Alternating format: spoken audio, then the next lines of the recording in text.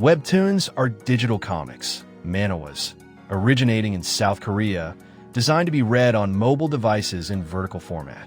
Unlike printed manga, which is read from right to left, webtoons are read from left to right, optimized for smartphones.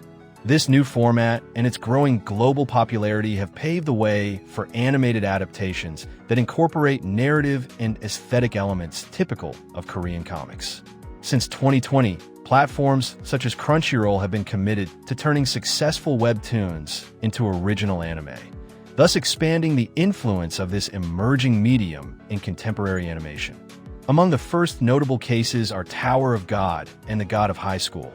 Both aired in 2020 as Crunchyroll originals. Tower of God, based on SIU's popular webtoon, premiered in April 2020 to great acclaim. The press described it as the acclaimed anime series based on the Korean manhwa. Despite consisting of only 13 episodes in its first season, it managed to captivate audiences and received high praise from critics and viewers alike. Its immediate success guaranteed a second season, scheduled for July 2024, co-financed by Crunchyroll. Similarly, The God of High School, produced by MAPPA, debuted in the summer of 2020 as another adaptation of a webtoon manhwa.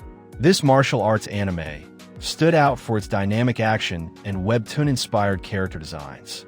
Crunchyroll distributed it globally, including a Spanish dub, consolidating its strategy of simultaneously releasing these Korean titles. These releases set a precedent.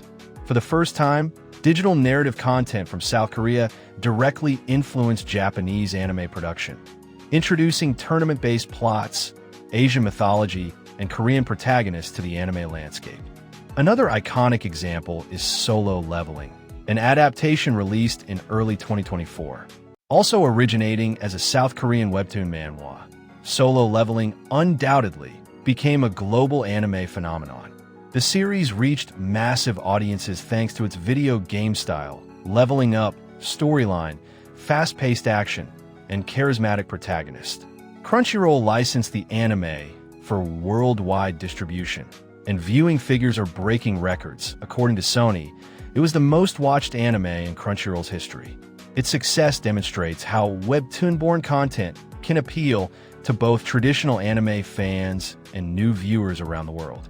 As one report describes, the combination of impressive animation, an action-packed plot, and an invincible protagonist catapulted Solo Leveling to the top of the popularity charts.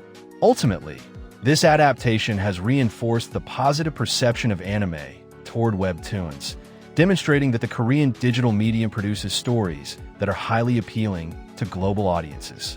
The success of these titles has sparked a wave of similar projects.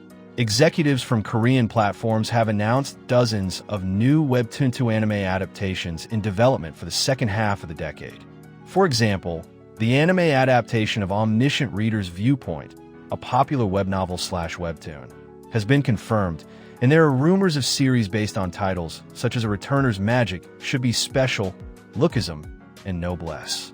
These future adaptations promise to continue the trend of episodic storylines in the style of webtoons, levels, competitions, virtual worlds, and a more comical and colorful visual aesthetic inherited from Korean digital comics. Overall, the industry anticipates that by the end of the 2020s, we will see a steady stream of anime based on webtoons, creating synergies with Korean creators and mixing narrative styles. At the same time, China is becoming increasingly present in the world of anime. While Japan historically dominated Asian animation, in recent years Chinese companies have invested in anime-style studios and even hired Japanese talent. One article notes that several Chinese production companies have hired a large number of Japanese creators and voice actors for their projects, imitating the stories and aesthetics of traditional anime. In turn, the rise of donghua, Chinese anime, has led to technical and artistic collaborations. For example, Pearl Studio, China, co-produced Studio Ghibli films, and smaller Chinese studios have participated in animation work for Japanese series. In short, the globalization of animation means that part of Japanese animation is outsourced or co-created in China. This phenomenon reinforces mutual Asian influence. Just as modern anime adopts Korean webtoons, Chinese animation incorporates narrative and visual approaches from Japanese anime. In recent years, Korean webtoons have made a notable mark on modern anime. Successful adaptations such as Tower of God, The God of High School, and Solo Leveling have shown that Korean digital stories can become global animated series, influencing plots, formats, and aesthetics. These works introduce new narrative formulas, such as level-based escalations or supernatural tournaments, and more colorful visual styles, enriching the variety of anime. In addition, the business model, with platforms such as Crunchyroll driving these adaptations, reinforces the trend. Looking ahead, a wave of new webtoon-based projects promises to continue transforming the animated landscape toward the end of the decade. At the same time, regional collaboration, with China lending animators or creating similar donghua, indicates that today's animation industry is increasingly transnational. Taken together, we can see how the webtoon, which emerged from South Korea's digitalization, now acts as a creative engine that shapes the narrative and aesthetics of contemporary anime.